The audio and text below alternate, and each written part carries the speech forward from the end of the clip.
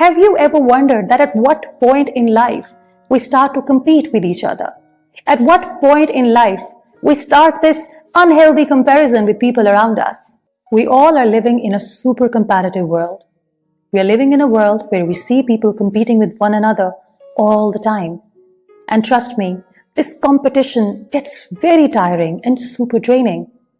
There is a reason why each one of us tends to believe that we are not doing enough, that maybe we are not good enough, or maybe we are not deserving of achieving great things in life. We see people competing at every level in life. We see people competing professionally, emotionally, and even on personal level.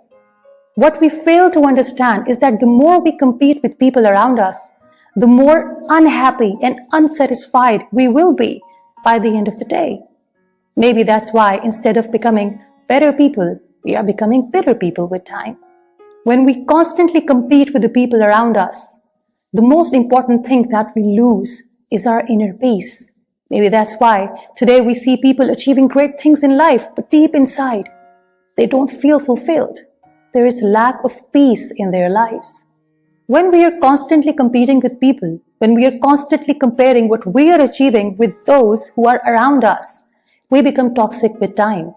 I call this toxic comparison or toxic competition. And this toxic competition leads to insecurity, hatred, envy, greed, and jealousy. When we are competing with people around us, we want to become better. We want to do great things in life, and we strive for excellence. But the problem is, what we are doing is not for us. It's for people around us. That's why when you are trying to achieve something just because your neighbor has achieved something or your colleague has done something and you want to show your sibling that you are good enough, by the end of the day, you are never going to feel fulfilled. No amount of success is going to satisfy you because what you are doing right now is not for you. It's for them. And when I say them, I'm talking about people who are least interested in your life. So when you decide that instead of comparing yourself with other people or with what they are doing, focus on how you can improve for yourself. Toxic competition leads to insecurities. Because of toxic competition, you will never be able to appreciate that you are doing enough, that you are worthy of achieving great things in life. Toxic competition will never allow you to be grateful for what you have because you're constantly seeking for more. You're constantly seeking for validation from people around you. That's why in today's time and age, we see a lot of people thriving and excelling in their careers and also in their personal lives. But they're constantly competing and comparing their relationships and their life goals with the people around them. Hence, they feel ungrateful. They feel unworthy of what they have. But here is a question. Have you ever wondered that at what point in life we start to compete with each other? At what point in life we start this unhealthy comparison with people around us? I'll tell you. This very practice starts at home when we are kids. You might have seen parents comparing two children. One child is always smarter, wiser, kinder, better than the other. Now imagine, how can these two siblings who are compared with each other throughout their lives can ever be friends? Then we see this toxic competition in our school system.